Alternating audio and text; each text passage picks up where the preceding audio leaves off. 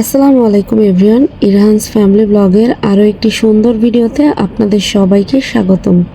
তো অনেকেই আমাকে প্রশ্ন করেছেন কেন আমি ইরহানের বাবার সাথে সৌদি আরবে না গিয়ে কেন বাংলাদেশে থেকে গিয়েছি। তো আজকে আমি সেই প্রশ্নের উত্তর দিতেই আপনাদের মাঝে হাজির হয়েছি। তো আপনারা ধৈর্য সহকারে আমার পুরো ভিডিওটি দেখে যাবেন। তো কেন আমি সৌদি আরবে না গিয়ে বাংলাদেশেই থেকে গেলাম, আসলে এর পেছনে ছিল খুব সুন্দর একটা কারণ, যেটি আমি এখন আপনাদের সাথে শেয়ার করব।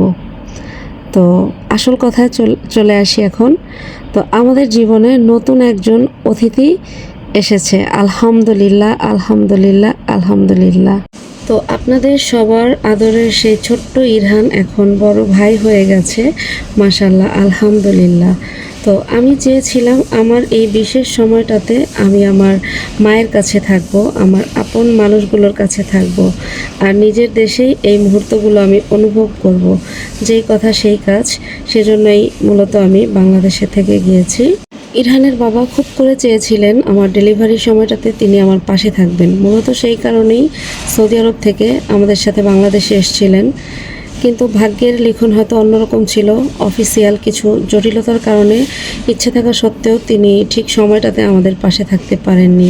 ইরহানের বাবার অনেক ইচ্ছে ছিল ডেলিভারি দিনটা আমার সাথে একসাথে আমার পাশে থাকবে, নতুন বেবিকে সে প্রথম দেখবে, প্রথম কোলে নিবে। কিন্তু কখনো কখনো বাস্তবতা মানুষের ইচ্ছার চেয়েও কঠিন হয়ে যায়। কিন্তু দূরে থেকেও যে ইরহানের বাবা আমাদের প্রতি যে ভালোবাসা বা আমাদের জন্য দোয়া করা, চিন্তা করা, সেটা আমি মনে প্রাণে অনুভব করছি। হয়তো শারীরিকভাবে সে আমাদের পাশে থাকতে পারেননি, কিন্তু মন থেকে তিনি এক মুহূর্তের জন্য আমাদের থেকে দূরে ছিলেন না। আর বিশেষ করে এই সময়টাতে যদি দুজন মানুষের কথা আলাদা করে বলতে হয়, তাহলে তারা হলো আমার মা আর আমার ছোট্ট আইরিশ। তাদের প্রতি কৃতজ্ঞতা জানানোর মতো ভাষা সত্যিই আমার নেই। আমার মা পুরো সময়টা যেভাবে আমাকে সামলেছে, আমাকে সাহস দিয়েছেন, একটা মায়ের জায়গা থেকে আর একটা মাকে আগলে রেখেছেন, এটা আমি কখনোই ভুলবো না, কোনো দিনও ভুলতে পারবো না। মায়েরা হয়তো এমনই হয়, নিজের কষ্ট ভুলে শুধু সন্তানের কষ্টটাই বুঝে যান। আর আইরিশের কথা কি বলবো, এতটুকু একটা মেয়ে হয়েও সে যা করেছে সেটা ভাবলে এখনও আমার চোখ দিয়ে পানি চলে আসে। মাত্র ছোট্ট একটা বাচ্চা আমার আইরিশ, কিন্তু সেই বাচ্চাটাই আমার ইরহানকে 3টা দিন নিজের বুকের মাঝে আগলে রেখেছেন, ঠিক যেভাবে আমি রাখতাম। হসপিটালে থাকার পুরো সময়টাতে সে ইরহানকে এক মুহূর্তের জন্য একা অনুভব করতে দেয়নি। নিজের মতো করে ওকে বুঝিয়েছে, সামলেছে, ভালোবেসেছে। একজন ছোট্ট মানুষ এত বড় দায়িত্ব এত সুন্দরভাবে পালন করতে পারবে, এটা আমি নিজের চোখে না দেখলে হয়তো বিশ্বাসই করতাম না। আইরিশের এই ভালোবাসা, এই ত্যাগ আমি সারা জীবন মনে রাখবো। আল্লাহ যেন আমার মা এবং আমার আইরিশ এই দুইজনকেই সবসময় ভালো রাখেন, সুস্থ রাখেন। আমার বড় ভাই, সেও প্রচণ্ড পরিমাণে কষ্ট করেছেন, বাইরের সাইডটা সে দেখেছেন, আমার ছোট ভাইও পাশে ছিলেন।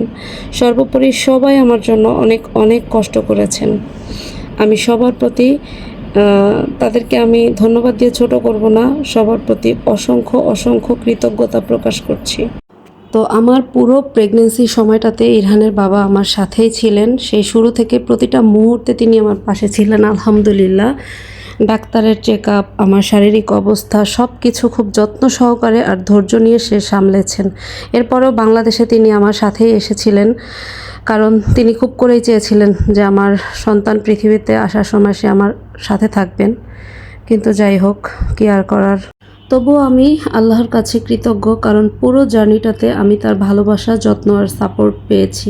হয়তো শেষ মুহূর্তটাতে তিনি আমার পাশে থাকতে পারেননি, কিন্তু একজন স্বামী হিসেবে তার দায়িত্ব আর ভালোবাসায় কখনো কোনো কমতি ছিল না। তার পাশাপাশি ইরহানের চাচা চাচি, তারাও আমার ডেলিভারির দিন হসপিটালেই ছিলেন। আমার ভাই বোন, আমার মেঝো বোন, আমার বড় বোন, সবাই আমার কাছে ছিলেন। সব আত্মীয় স্বজন আমাকে দেখতে এসেছেন, আমাকে দোয়া করেছেন। এর চাইতে বড় পাওয়ার জীবনে কি হতে পারে। আমি সত্যি সত্যি সত্যি সবার কাছে চিরকৃতজ্ঞ থাকবো আজীবন।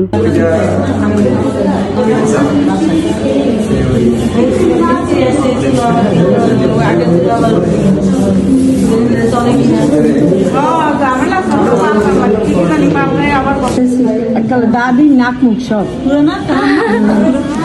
পুরো দাদি চলে আসছে তো আপনার একটু বদল নেই দাদি আমাকে বাইনে কি কোলে নিবে কে। তো ইরহান আজ বড় ভাই হয়েছে, আমাদের ঘর আলো করে এসেছে তার ছোট্ট বোন, আমাদের রাজকন্যা। সেই প্রথম দেখা, বাসায় নিয়ে আসা, ছোট্ট ছোট্ট হাত পা নাড়ানো, সব কিছু যেন এক টুকরো জান্নাতের অনুভূতি। এরপর হলো আমাদের ছোট্ট রাজকন্যার আকিকা।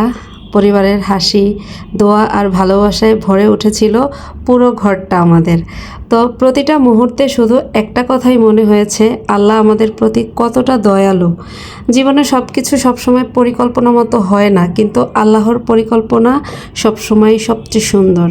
তো ছোট্ট একটা মানুষকে ঘিরে পুরো পরিবার যেভাবে একসাথে হয়েছিল, সেটা দেখে মনটা পুরাই ভরে গিয়েছিল। আলহামদুলিল্লাহ, সবার মুখে দোয়া, ভালোবাসা আর হাসি। মনে হচ্ছিল আমাদের ঘরটা যেন আরও বেশি পূর্ণ হয়ে গেছে। তো ইরহানও তার ছোট্ট বোনকে নিয়ে কত খুশি। ওর ছোট্ট ছোট্ট কেয়ার, বোনের পাশে বসে থাকা, এসব মুহূর্ত দেখলে বারবার আল্লাহর কাছে শুকরিয়া আদায় করতে ইচ্ছে করে। আকিকার দিনটাতে বারবার একটা কথাই মনে হচ্ছিল, আল্লাহ আমাদের প্রতি কতটা দয়ালু। তো আপনারা সবাই আমার দুইটা বাচ্চার জন্য, আমার ইরহানের জন্য আর আমার ছোট্ট রাজকন্যার জন্য মন থেকে দোয়া করবেন। আল্লাহ যেন আমার এই দুই সন্তানকে নেক হায়াত দান করেন এবং সুস্থ রাখেন, আর দিনের পথে বড় হওয়ার তৌফিক দেন।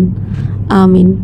সর্বোপরি এখন সবচেয়ে সুন্দর অপেক্ষা একটাই, ইরহানের বাবা কবে তার ছোট্ট রাজকন্যাকে প্রথমবারের মতো দেখবেন। তো একজন বাবা কতটা আগ্রহ নিয়ে নিজের সন্তানের মুখ দেখার অপেক্ষায় থাকে বলতে পারেন? সেটা আমি তার প্রতিটা কথায়, প্রতিটা ভিডিও কলে অনুভব করি। দূরে থেকেও তার চোখে শুধু একটাই অপেক্ষা, কবে সে তার ছোট্ট রাজকন্যাকে বুকের মাঝে জড়িয়ে নেবেন। তো কখনো মনে হয় হয়তো সে আবার বাংলাদেশে আসবে শুধু তার রাজকন্যাকে একবার কোলে নেওয়ার জন্য। আবার কখনো মনে হয় হয়তো আমাদের ছোট্ট রাজকন্যাই একদিন সুদূর সৌদি আরবে গিয়ে তার বাবার সাথে প্রথম দেখা করবে। আল্লাহ জানেন কোন মুহূর্তটা আমাদের জন্য লিখে রেখেছেন। তবে যেভাবেই হোক, সেই প্রথম দেখা নিশ্চয়ই আমাদের জীবনের সবচেয়ে আবেগের মুহূর্তগুলোর একটি হবে ইনশাআল্লাহ। আর আমাদের এই পুরো জার্নিটা অপেক্ষা, ভালোবাসা, দূরত্ব, নতুন অতিথির তার বাবার সাথে দেখা, সব কিছুই আপনারা ধীরে ধীরে আমাদের ভিডিওর মাধ্যমে দেখতে পাবেন ইনশাআল্লাহ।